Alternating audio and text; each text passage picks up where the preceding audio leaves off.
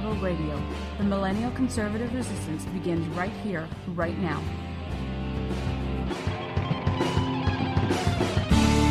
Oh, yes, indeed, ladies and gentlemen, boys, girls, children of all ages, the new millennial conservative resistance does indeed begin right here, right now, with you. You are listening to, and damn, I hope you're watching the Holonet on the mighty, the powerful Mojo 50 Radio.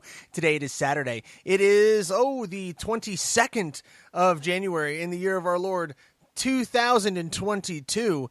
And, dear Lord, is anybody even watching anymore? Is anybody even paying attention to these press conferences with Joe Biden? They're getting more horrifying every time he gets on. Now, I realize he's only on like his third that he's ever done, which I'm sure is inaccurate, and somebody's going to get at me in the comments. But the presser that he held, and I'm not talking about the one in Georgia. That was bad enough. And yes, I count those. I'm talking about the White House press conference that Joe Biden held, and the media hailed it, as a marathon press conference. He went on for almost 2 hours, taking dozens of questions from all kinds of sources. Did they pay attention to the damned answers? Jesus. I mean, if I were in Ukraine right now, I would be a brick, a solid brick. Poland, Estonia, Lithuania, Latvia, any of the Balkan countries, just bricks upon bricks upon bricks of pure of horrified, terror-based. I mean, it's unbelievable. We have several clips that we're going to go through, and we're going to pedantically kind of take this apart. Why? I know other media have done it. I know other people have looked at it, but it's important, damn it. Where I grew up in a small town called Carteret, New Jersey. 4.5 square miles, population 27,000 when I was growing up. And we had a very, very mixed population. We had a lot of Ukrainians, a lot of Poles, a lot of Hungarians, a lot of Slavic peoples, a lot of Jewish folks. We had families there that their ancestors or their grandparents or great-grandparents had suffered not just through the Holocaust, but through the pogroms. People don't talk about this. The Soviets and even the Imperial Tsarist Russians before them killed off Jews in the hundreds of thousands. Nobody talks about that. Yes, the Holocaust was horrible, but it was by far not the only atrocity committed against the Jewish people. And here we have Russia knocking at Ukraine's door again. The year 2014... I believe it was 2014. Yes, it was 2014 under Barack Obama. Saw the Crimean Peninsula and Sevastopol seized. So sovereign Ukrainian territory that had been that way since the fall of the Soviet Union, since 1991, just seized. Through the thin veneer of a referendum that nobody bought for 5 seconds. Nobody bought it. Nobody believed it. Nobody conceivably conceded, obviously, the people of Sevastopol and Crimea, they wanted to join the Russian Federation. Oh, yeah. No, that's totally legit. What? Never, not for a moment, did the world at large believe that. But we accepted it. Why? Because Ukraine could very well turn into the European analog of Afghanistan and Vietnam. And we know it. Ukraine, historically speaking, has always been the gateway to Europe. The Ottomans knew it. Genghis Khan knew it. It is a crucial strategic point. Hitler knew it. Hitler steamrolled through Ukraine in the lead up to the Battle of Stalingrad. Ukraine got it probably, short of Poland, Ukraine probably got it the worst of all nations in World War II because they were the battleground between the Soviet Union and Germany. You know, people like to point out that Ukrainian partisans joined the Wehrmacht and fought on the side of Hitler. Yeah, you know what? The Red Army was not much better. The only difference is we tolerated the atrocities of the Red Army because it was old Uncle Joe. It was strategic. Never mind the fact that, the Leans Cossacks, the White Russians, who we on paper supported during the Russian Revolution following World War I, because nobody had the stomach to go in and stop the Russians during their civil war, to stop the Red Army. The Leans Cossacks, who fought beside us in World War I, who then fought beside us again in World War II, who we then surrendered over to Russian hands to certain death. You want to talk about some people who, not just the United States, but who the Western world at large has completely let down? You want to talk about the Ukrainian people, and you want to talk about the Cossacks, and you want to talk about the Slavic peoples. These are people that we let down and that we're about to let down again under Joe Biden because he's weak. Because he is weak. If you don't know this part of history, I think you can be forgiven. Because it isn't taught. Not at all. Leans is actually not in Ukraine. It's located in the Austrian state of Tyrol. But this is where British troops turned over the White Russians, the Leans Cossacks. They turned them over.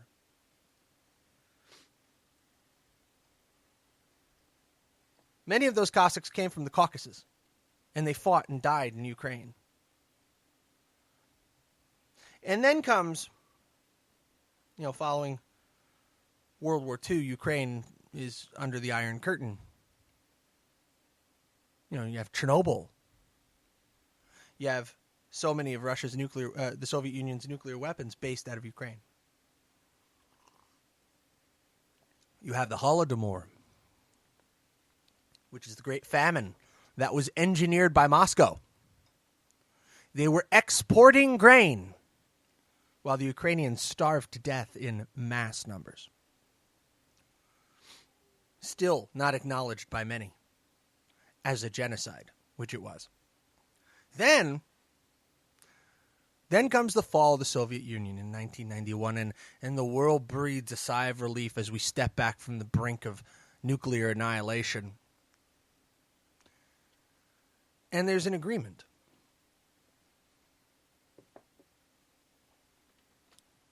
Where Ukraine agrees to surrender its nuclear weapons.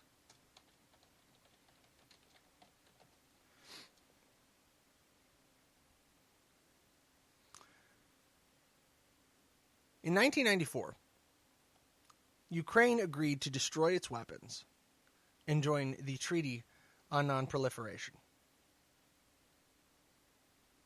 They destroyed their nuclear arsenal. 25 years ago, Ukraine possessed the world's third largest nuclear arsenal.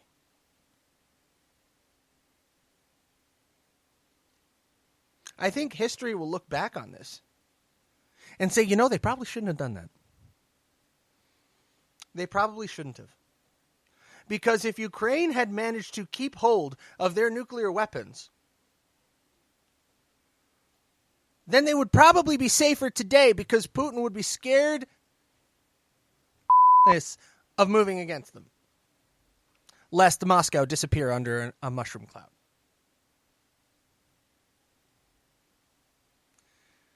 You see,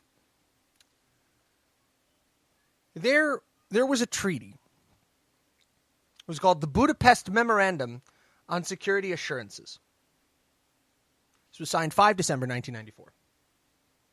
It refers to three identical political agreements signed at the OSCE conference in Budapest, the Organization for Security and Cooperation in Europe, to provide security assurances by its signatories relating to the accession of Belarus, Kazakhstan, and Ukraine to the Treaty of the Non-Proliferation of Nuclear Weapons. The memorandum was originally signed by the three nuclear powers. The Russian Federation, the United Kingdom, the United States, China, and France gave somewhat weaker individual assurances.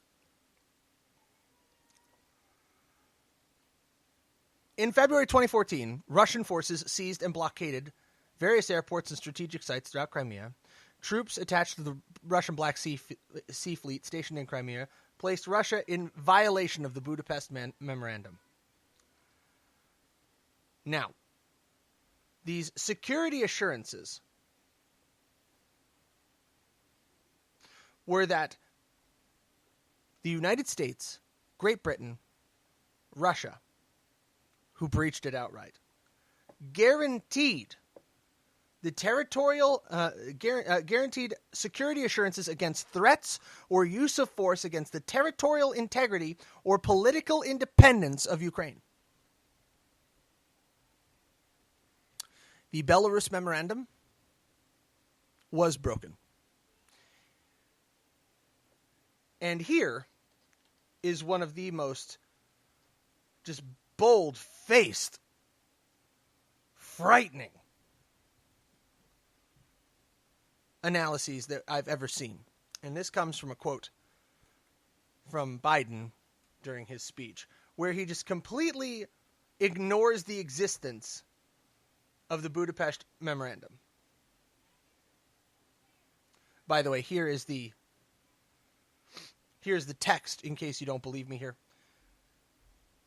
Item 2. The Russian Federation, the United Kingdom of Great Britain and Northern Ireland, and the United States of America reaffirm their obligation to refrain from the threat or use of force against the territorial integrity or political independence of Ukraine, and that none of their weapons will ever be used against Ukraine except in self-defense or otherwise in accordance with the Charter of the United Nations. The parties reaffirm their commitment to Ukraine with accordance to the principles of the final act of the Conference of Security and Cooperation in Europe to refrain from economic coercion designed to subordinate their own interests. And the parties reaffirm their commitment to seek immediate United Nations Security Council action to provide assistance to Ukraine as a non-nuclear weapon state party to the treaty.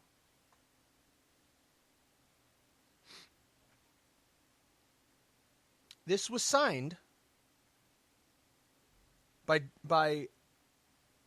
Bill Clinton in 1994. And it's not worth the... Oh. Here we go. Not worth the f***ing paper it's printed on. Bill Clinton signed this. The Budapest Memorandum. And it's worthless. Worthless.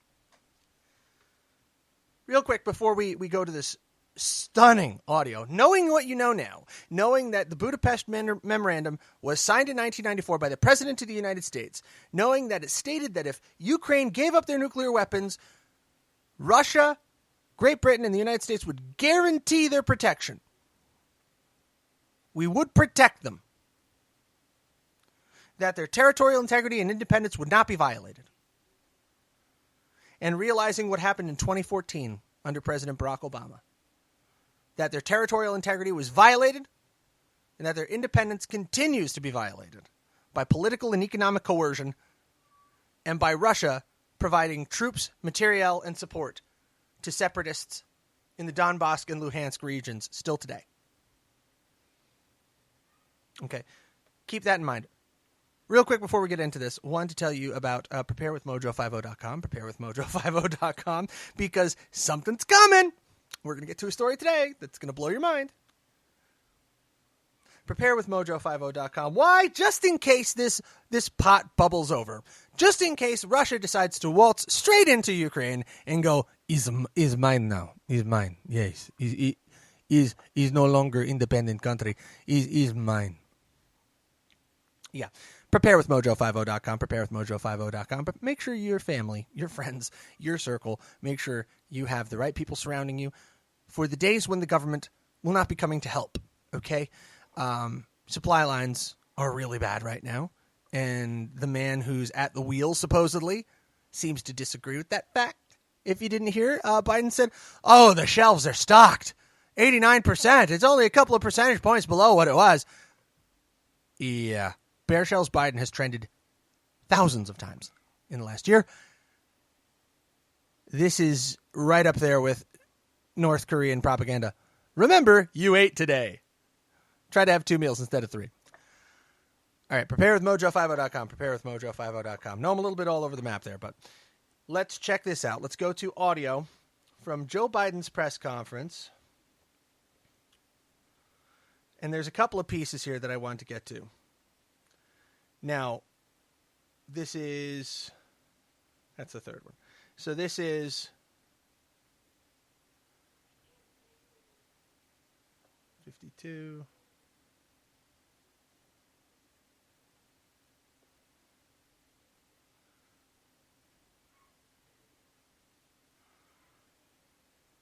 $36, $52. Sorry, I had my clips set up, but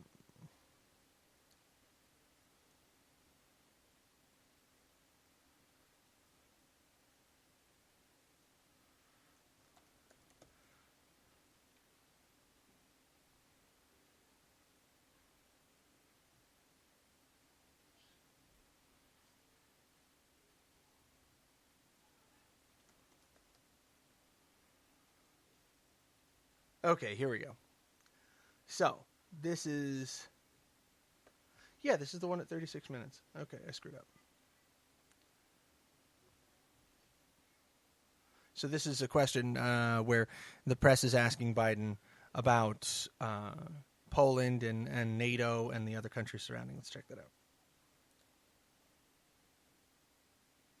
out. Offering some way out here, some off-ramp. And it sounds like what it is at least an informal assurance that NATO is not going to take in Ukraine anytime in the next few decades. And it sounds like you're saying we would never put nuclear weapons there. He also wants us to move all of our nuclear weapons out of Europe and not have troops rotating through the old Soviet bloc. Do you think there's space for there as well?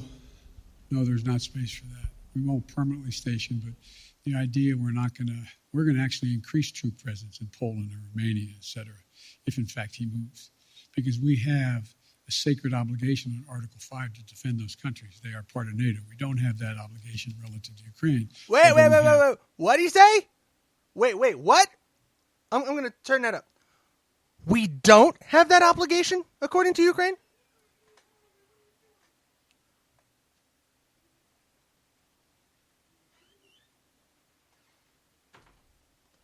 Great concern about what happens in Ukraine.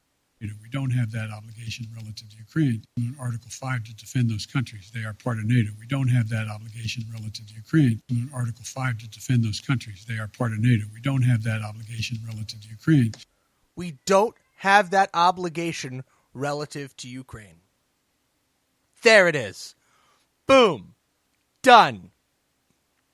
The Belarus Memorandum, worthless. Not worth the paper it's printed on. We have no obligation to defend Ukraine. Wow. Although we have great concern about what happens in Ukraine. Oh, we have great concern about what happens in Ukraine.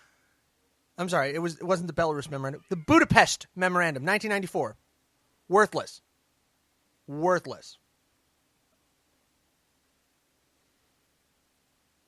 Apologies, we had some technical difficulties there. So we're going to move on to the next clip here of, actually, let's see if he finishes this.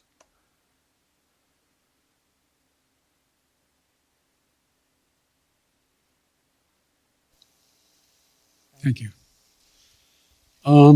Yeah, that's his Maureen, only comment. That's his only comment on it. Okay. So we're going to flip to the next segment here. Here we go. So this is at 36 minutes.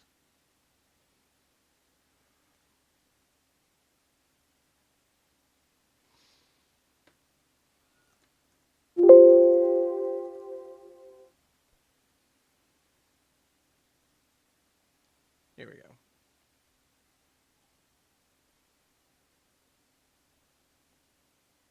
$27 minutes here.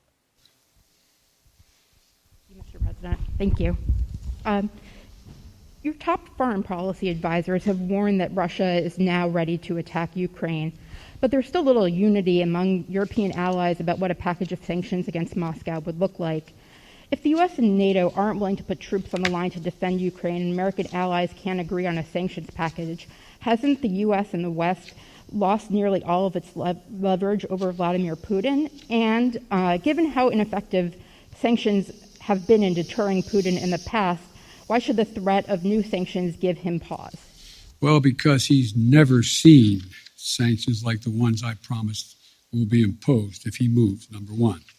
Number two, we're in a situation where Vladimir Putin is about to, we've had very frank discussions, Vladimir Putin and I, and the idea that NATO is not going to be united, I don't buy. I've spoken to every major NATO leader. We've had the NATO-Russian summit. We've had the OSCE has met, et cetera. And so I think what you're going to see is that Russia will be held accountable if it invades. And it depends on what it does. It's one thing if it's a minor incursion and then we end up having a fight about what to do and not do, et cetera.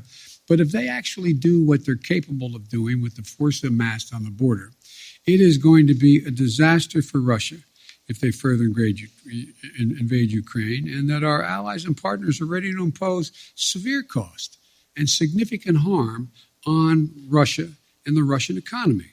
Okay, so severe cost and economic harm. Does that sound like security assurances to you? And, we're going to fortify our NATO allies, I told them, on the eastern flank if, in fact, he does invade. I've already shipped over $600 million worth of sophisticated equipment, defensive equipment, to the Ukrainians. The cost of going into Ukraine in terms of physical loss of life for the Russians, they'll be able to prevail over time, but it's going to be heavy. It's going to be real. It's going to be consequential. In addition to that, Putin has a stark choice. He either de-escalation or diplomacy, a confrontation of the consequences. And look, I think you're going to see, for example, everybody talks about how Russia has control over the energy supply that Europe absorbs. Well, guess what? That money that they earn from that makes about 45% of their economy. I don't see that as a one-way street. They go ahead and cut it off. It's like my mother used to say, you're biting your nose off to spite your face. It's not like they have all these wonderful choices out there. I spoke with the Prime Minister of Finland, and, we're talking about... Okay, so hang on. He's going on and on here. Get to the bloody point, Joe.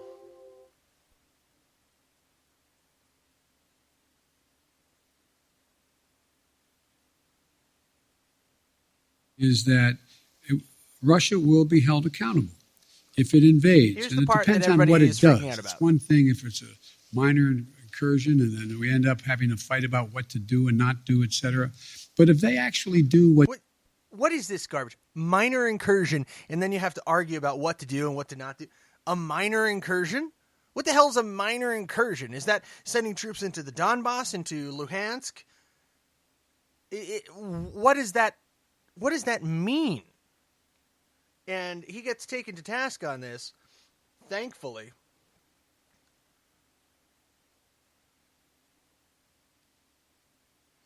Yeah, severe costs. Like I said, I missed it. He ran right. He so casually says it that I ran it over. So here we go. It takes another half an hour before another reporter comes back to it. Thank you, Mr. President. I wanted to follow up briefly on a question asked by Bloomberg. You said that Russia would be held accountable if it invades, and it depends on what it does. It's one thing if it's a minor incursion, and we end up having to fight about what to do and what not to do. Are you saying that a minor incursion by Russia into Ukrainian territory would not lead to the sanctions that you have threatened, or are you effectively giving Putin permission to make a small incursion into the country? Good question. That's how it did sound like, didn't it? The most important thing to do, big nations can't bluff, number one. Number two, the idea that we would do anything to split NATO, which would be have a profound impact on one of Putin's objectives is to weaken NATO, would be a big mistake. So the question is, if it's something significantly short of a significant invasion, or not even significant, just major military forces coming across. For example, it's one thing to determine that if they continue to use cyber efforts, well, we can respond the same way with cyber. They have FSB people in Ukraine now trying to undermine the solidarity within Ukraine about Russia and to try to promote Russian interest. But it's very important that we keep everyone in NATO on the same page. And that's what I'm spending a lot of time doing. And there are differences. There are differences in NATO as to what countries are willing to do depending on what happens, the degree to which they're able to go. And I want to be clear with you. The serious imposition of sanctions relative to dollar transactions. So, in other words, long story short, he said, yes. Yes. If there's a minor incursion, we're not going to react. Unbelievable.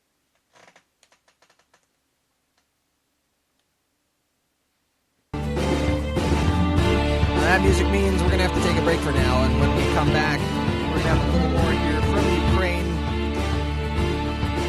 You're not going to believe what's going on in NATO and Europe right now, but we'll take you through it. You're listening to HoloNet on the Mighty Powerful Mojo 50 Radio. Stick around.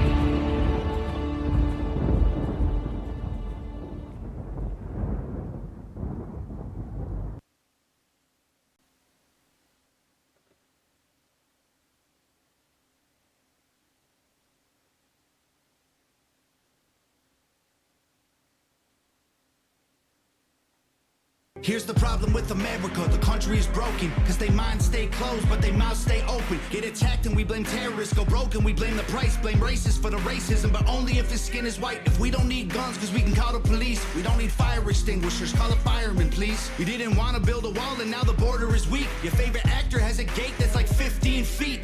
Racism is gay, if you're offended, that's retarded. And tolerance is great until you speak and you're a target. If a white man paints his face black, he's a racist piece of garbage, but you put him in a dress and he's courageous and he's gorgeous. All these double standards, man, I'm tired of the noise. Freedom's an illusion if they censor your voice. Call a dad a deadbeat for neglecting his boys, but a mom kills a baby and you call it pro-choice. You act like you're so much better than us. Yeah, we know that. Who told you that you so special? To a new world order. Your facts ain't facts without censoring us. Yeah, we know that. Good job, you lose, here's your medal. To a new world order. Why they hate the flag, they try to burn it to the ground. Don't do that in front of me, I'ma let off a round. Pow, scream loud, burn the city down now. Put it on the news, make them all feel proud. Look, make a system where 85% of black people fill the prison. Is it cause they black or they make bad decisions? I ain't good at math, but it seems like it's division. Or is it white privilege?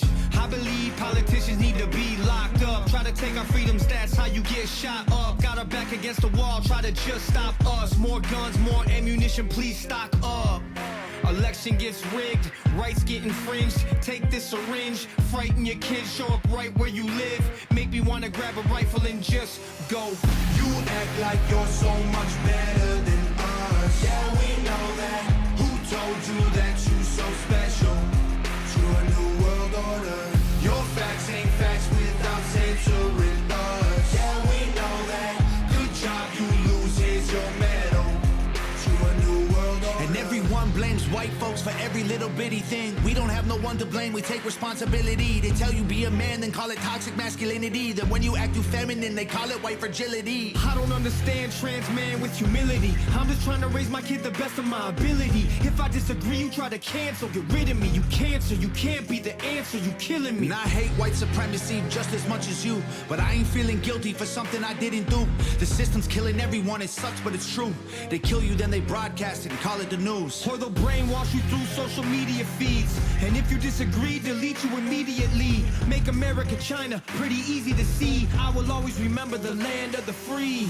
You act like you're so much better than us. Yeah, we know that. Who told you that you so special? To a new world order. Your facts ain't facts without censoring us. Yeah, we know that.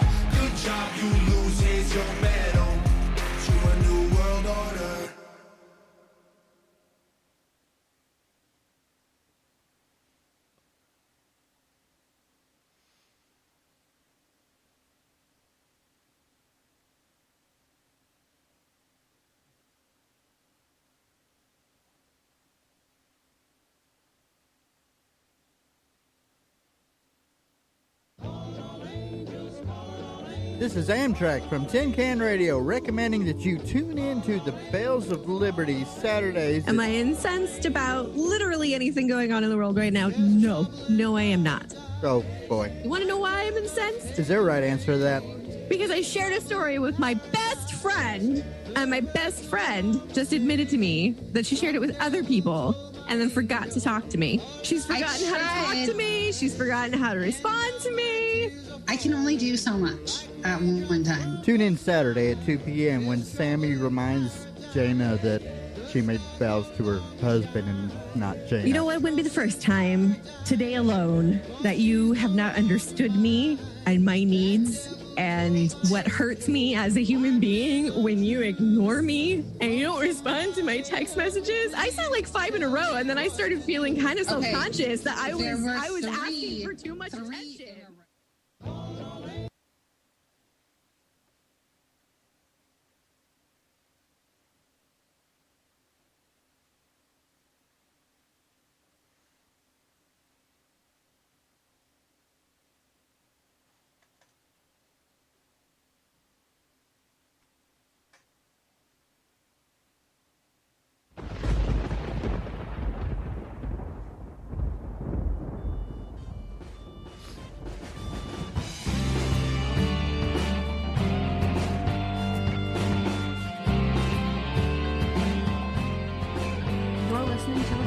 On Mojo 50 Radio. The millennial conservative resistance begins right here, right now.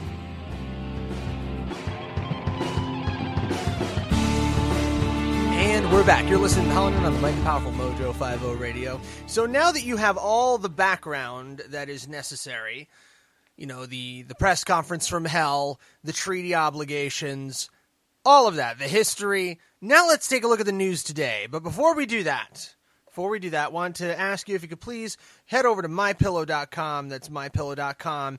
Mike Lindell's company, great people over there. I love the Giza Dream Sheets. I say it every time because they're incredible, but they have some fantastic sales and offerings going on right now. They have been canceled and deplatformed. They're trying to debank them, and this is a great opportunity for us to step forward and support a conservative enterprise. So if you could please get onto mypillow.com, use your promo code MOJO50. You get some fantastic discounts on there.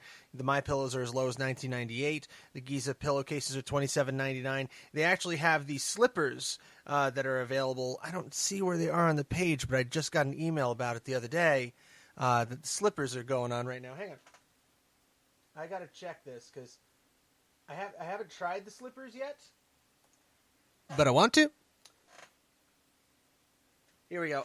The slippers that are more comfortable than anything else. There's actually a new promo code for a flash sale on there. You can actually save 50% on the slippers. It's their new product with the promo code MOJO50. So make sure you check that out.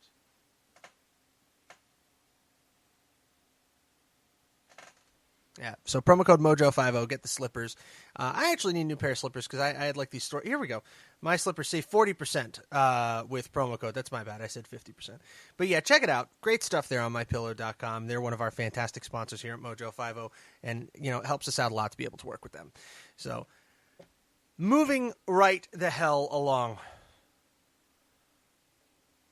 In the past, I've written about Ukraine a great deal, and you know, I've done a couple of different shows on the situation there in Kiev and on the Ukrainian border with Russia, the Luhansk and Donbass regions that are still in a state of insurrection and civil war against the Ukrainian authorities with Russian backing. These are Russian-backed separatist forces that are engaged militarily with the Ukrainian police and have created a de facto breakaway state, simply because the Ukrainian military hasn't been able to go in there and crush them because Russia has been propping them up from behind with their military, with their weapons, and with their funding. Go back to October here when I wrote a piece about Putin making a serious threat. On Monday, September 27th, the Russian government made a chilling announcement warning the Biden-Harris regime of crossing President Vladimir Putin's, quote, red lines. The former KGB strongman made it clear that any expansion of NATO military infrastructure in Ukraine would not be acceptable and that they are working with neighboring Belarus under the authoritarian leader Alexander Lukashenko. According to The Hill, the Kremlin said that its joint actions with Belarus would, quote, ensure the security of two of our states, adding that Putin repeatedly said NATO infrastructure in Ukraine would cross those red lines that he has spoken about before, according to Reuters. Vladimir Putin's spokesperson Dmitry Peskov told the Russian news agency TASS the topic of potential expansion of NATO's military infrastructure into Ukraine has been repeatedly mentioned by President Putin. President Putin has said that it is beyond the same red lines that he spoke of before. According to Pravda, Putin himself said, if foreign powers burn bridges with Russia, his country's response would be asymmetric, rapid, and tough. Quote, I hope that no one will think of crossing the red border against Russia, the red lines he spoke of, and we will determine where it will take place in each case. Belarusian President Alexander Lukashenko, dictator, all around complete and utter piece of person, said Ukraine-related issue requires special attention. You can see that NATO troops are being dragged there. The United States is establishing bases in Ukraine. Clearly, we need to respond to that. So that's what's going on the Russian side of the fence, and this is now 3 months old. Flash forward to January 21st, yesterday. Did you know that Joe Biden and his White House pushed for a meeting with the German Chancellor, and the German Chancellor turned them down? This coming from Reuters. German Chancellor Olaf Scholz, that's right, Angela Merkel lost an election, so this is the new German Chancellor Olaf Scholz, turned down an invite at short notice from U.S. President Joe Biden to discuss the Ukrainian crisis, according to German magazine Der Spiegel on Friday. He did not accept the invitation due to a full schedule. Oh, he couldn't find the time. He was doing his hair. He had to fix the toaster, and the refrigerator was running. Including a trip to Madrid, as well as a desire to show that he was present as Germany grapples with the COVID-19 pandemic. You know, the one that's so severe that Britain is eliminating all of their mask and vaccination mandates. That one? Yeah. Okay.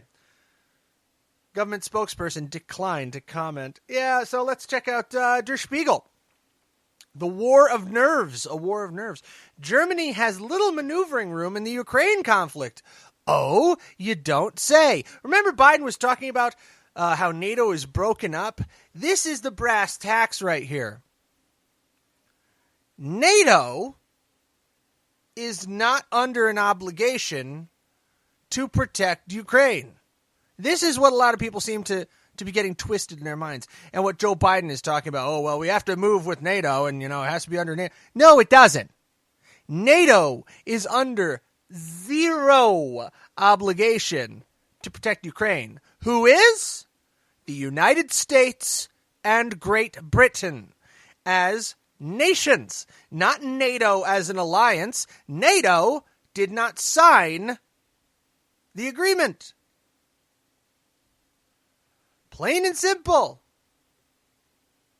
NATO was not a party to it.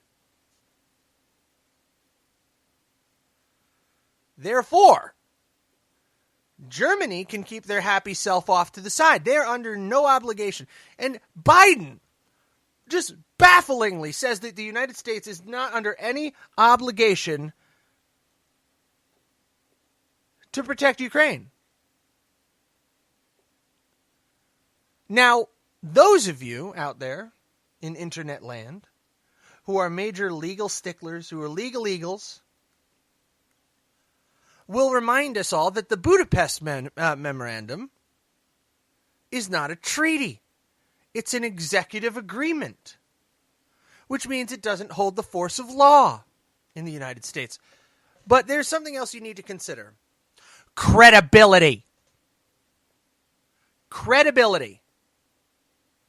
And under Joe Biden, and as it was under Barack Obama, and as it was under Bill Clinton, we have no credibility on the world stage. Our credibility was already bad under Barack Obama, and President Trump did a lot to reinforce it and did a lot to shore it up. But under Joe Biden, it has been devastated beyond all repair. The Afghanistan withdrawal debacle, seeing how well we treated our quote-unquote allies in the Northern Alliance, as they were rounded up and shot by the Taliban? Yeah, we did a good job. Seeing how that evacuation of American-friendly forces went? In 1994, in good faith, the Ukrainian people surrendered their nuclear weapons, which provided them with the security of mutually assured destruction. It basically said that if Russia came a-knocking, they could nuke them to kingdom come.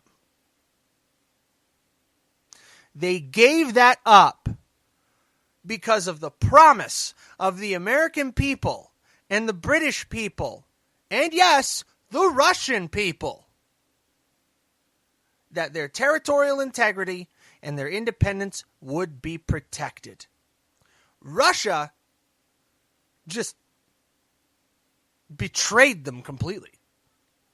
This is treasonous. This is stabbing them in the back. When the Russian Federation in 1994, that would put it under Yeltsin, under Boris Yeltsin, signed off on this. Vladimir Putin didn't just break it, he defiled it. This is like attacking somebody under a flag of peace, under a flag of truce. And then the United States and Great Britain doing nothing, just putting sanctions in place, little slap on the wrist for Vladimir. Shameful. We lost all credibility in the region in 2014 when Russia rolled into the Crimean Peninsula and the Western world sat back and did all. We did nothing about it. We gave them a stern glare. We lost all credibility.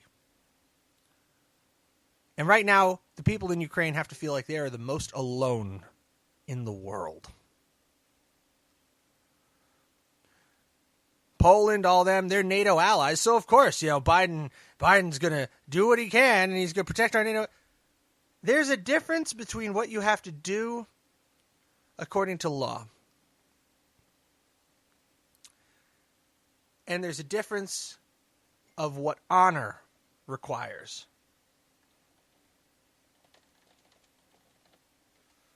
Winston Churchill once said that art is to beauty what honor is to honesty. Art is to beauty what honor is to honesty. Beauty by itself is not acted upon. It takes action to create art. Honesty by itself is not necessarily an action. Honor is the action that accompanies honesty. In 2014, President Barack Obama, through his inaction, proved to the world that the United States of America, under a democratic regime, under a Democrat-Socialist Party regime, has no honor. We are not led by honor. And that, I think, should be the scariest thing. That should preclude any Democrat from ever taking power in this country again. The fact that when we have Democrats in power, we are a nation that acts without honor. That we promise another nation on the world stage protection if they will surrender their nuclear weapons. But we got the bombs. Oh, well. Thank you, ma'am. Wham, bam, thank you, ma'am. We got ours. Hope you got yours. We got what we wanted. We wanted the nukes. Oh, so Russia's carving them up a piece at a time over the course of a decade. Oh, well. Not our problem. And you know who else's problem it isn't? Germany's. Germany and NATO have nothing to gain. Nothing to gain by pissing on Russia over Ukraine. It can only hurt them. Der Spiegel writes, the U.S. wants to impose harsh sanctions on Russia on Russia if they invade Ukraine. But the German government is putting on the brakes out of fears over the economic consequences and what punitive measures could mean for energy supplies for a country that gets most of its gas from Moscow. We've talked about this before, the Nord Stream pipeline, which is the beating heart of the energy industry in Germany. Why? Because Germany, like France, decided they were going to do away with all of their environmentally unsafe methods of power generation and their mining and their exploitation of their own natural resources. No, they're going to outsource that to Russia. Let Russia tear up their natural beauty and dig up all the gas and all the coal and all the oil. And yeah, that's never going to harm us. You know, Putin's never going to put a knife to our throat, like threatening to shut off all the gas to a northern European country in the middle of winter. That'll never happen. Think about that. Think about if Russia just said, okay, you're gonna hit us with sanctions. We embargo you from all natural gas. Do you know how many homes in Germany, northern Germany, would be without heat tonight if they did that? Of course the Germans aren't going to stand up to them. And why? Because the Nord Stream pipeline is a thing that exists. Because Russia has become the energy hegemon at the head of the EU. He's not a member of the EU. He doesn't have to be. Because Germany's at the head of the EU, and he has a gun to the head of the head of... he has a gun to that head. Plain and simple. And Scholz in Germany, as I said, they're under no obligation to protect Ukraine. They didn't sign the Budapest Memorandum. It was signed by 3 countries. Germany wasn't one of them.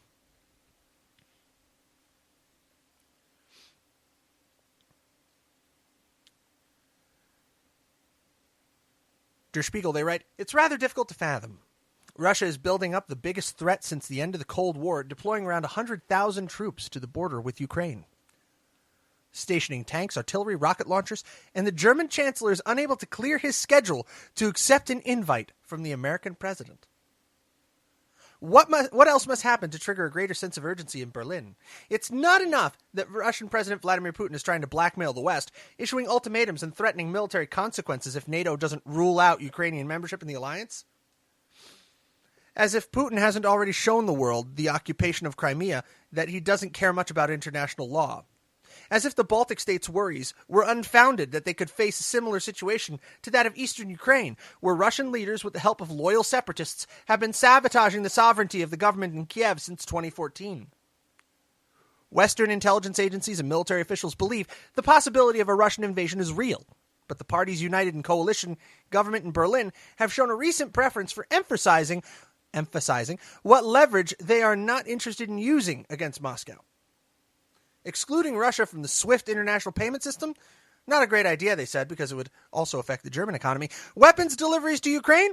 Purportedly incompatible with German arms export guidelines.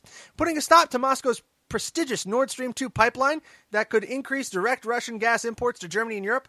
It shouldn't be, quote, lumped together with Russia's Ukraine policy, says Kevin Kunert, Secretary General of the Chancellor's center-left Social Democrat Party.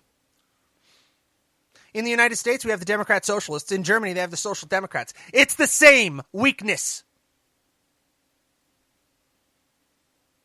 Putin smells blood on the water. And it's the blood that Ukrainians are going to shed as Russia consumes them. And we sit back and do nothing about it. Make no mistake, I don't want war in Ukraine. I don't want the United States to go to war with Russia.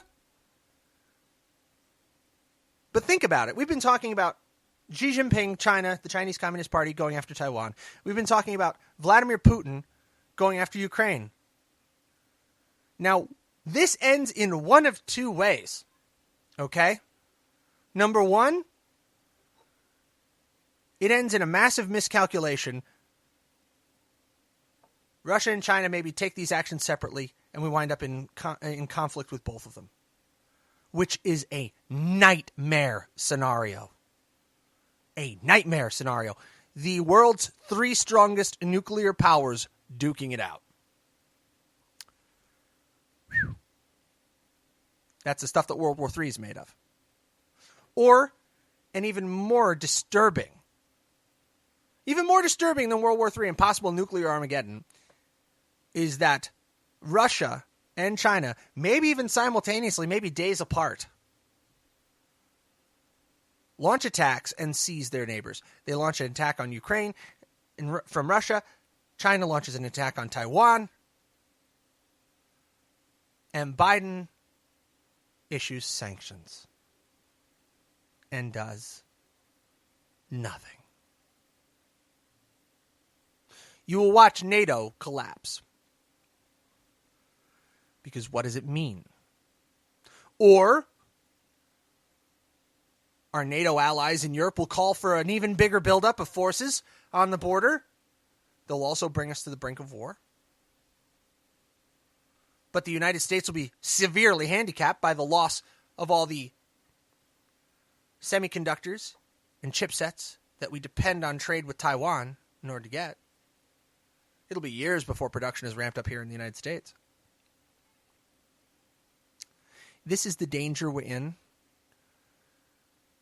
because of a lack of honor from the Democrats in power. In 1994, Bill Clinton, I don't know if he signed that memorandum in good faith. I'd like to think he did. I don't think he did. I'd like to think he did.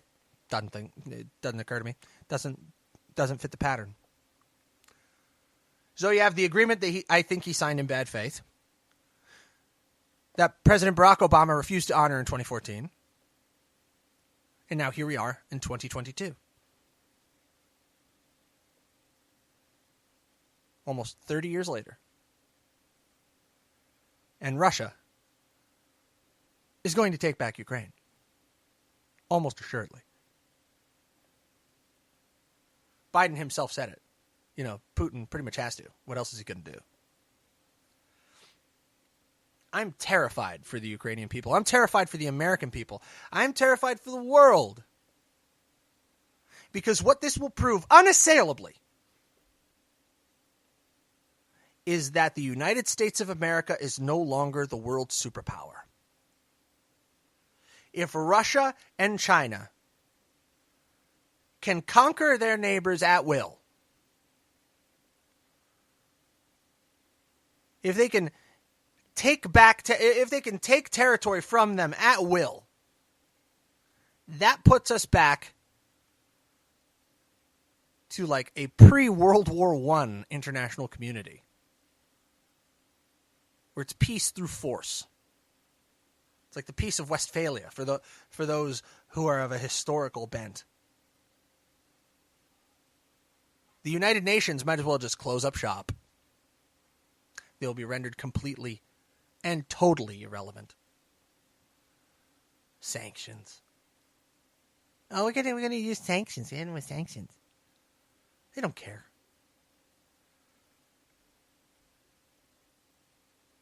China wants Taiwan back. Russia wants Ukraine back. And without us, without American strength and honor projected in the world, they're going to take them.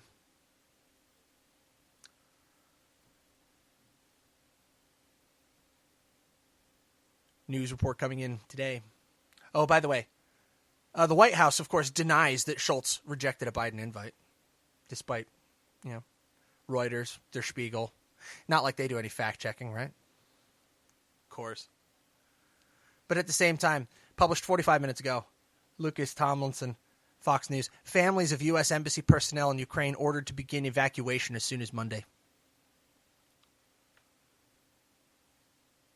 Do you think he doesn't know what's coming? They know exactly what's coming. State Department expected to encourage Americans to begin leaving Ukraine by commercial flights, quote, while those are still available. Whew.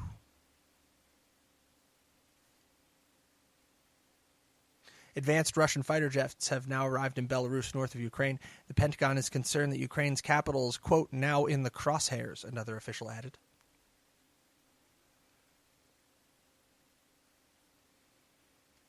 It's going to get bad, kids. It's going to get bad.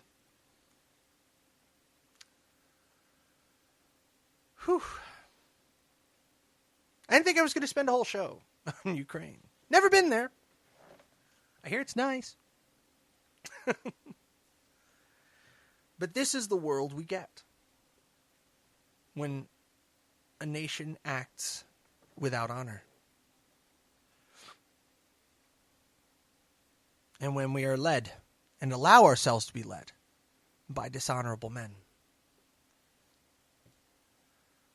I'm not going to sit here and say that Donald Trump was the paragon of honor and honesty. But the man knew how to project strength. And right now, all we are projecting is weakness and dishonesty. In 1994, Bill Clinton, representing the American people, lied to the people of Ukraine.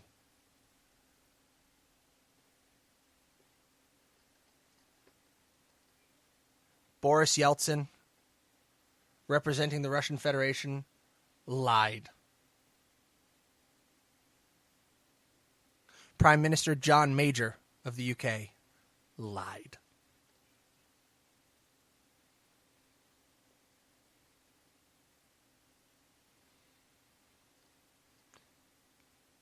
We told the Ukrainian people, trust us.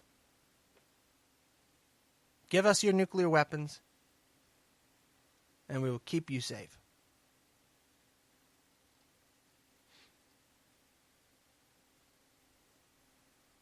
It's disgusting. And this isn't NATO's problem. No, this is America's problem and Britain's problem.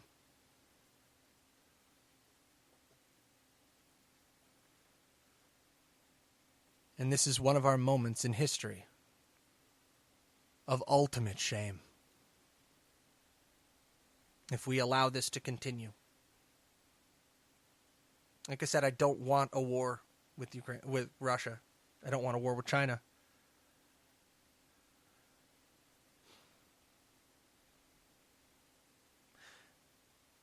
But I see one of two ways. We either protect them or we capitulate. And both are horrible. Or we show an uncharacteristic measure of strength that deters them. But I fear it may be too late for that. Because the wrong man, the wrong party, the wrong policies, the wrong values have been allowed to take hold and rule this country. Now, before we go, I did want to ask you to support two of our fine sponsors, AmericanPrideRoasters.com, American Pride Roasters, and also Romika Designs. Both of those links will be down in the description. I'm sure Sarah's already put them there. So big shout out to the unofficial Mojo 50 intern, I believe is her tagline. Sarah, thank you for putting those down in the comments. And also, if you have a chance, if you have an opportunity, you can head over to the HoloNet store on holonet.com. Link can be in the description. We have some new merch with the Tree of Liberty, which needs to be refreshed from time to time. Don't tread on me, the HoloNet Gadsden. And I did not consent to be ruled by you, which you can proudly wear whenever you run into one of those masked Karens, and let them know that you did not consent to be ruled by them. Also, if you want, we have a new Give, Send, Go set up. So that's GiveSendGo/HoloNet. If you want to support the efforts to bring the HoloNet studios to life, because I'm sure that we're going to have a lot to talk about and a lot to write about, and could use your help there. So again, that's GiveSendGo.com/HoloNet. In the meanwhile, take care of yourselves, take care of your family, keep your heads on a swivel. Watch news sources you trust, and take steps to prepare. from Phoenix, Arizona. Say a prayer for Ukraine and Taiwan. And for us all. Good night. God bless you. God bless the United States of America. And transmit.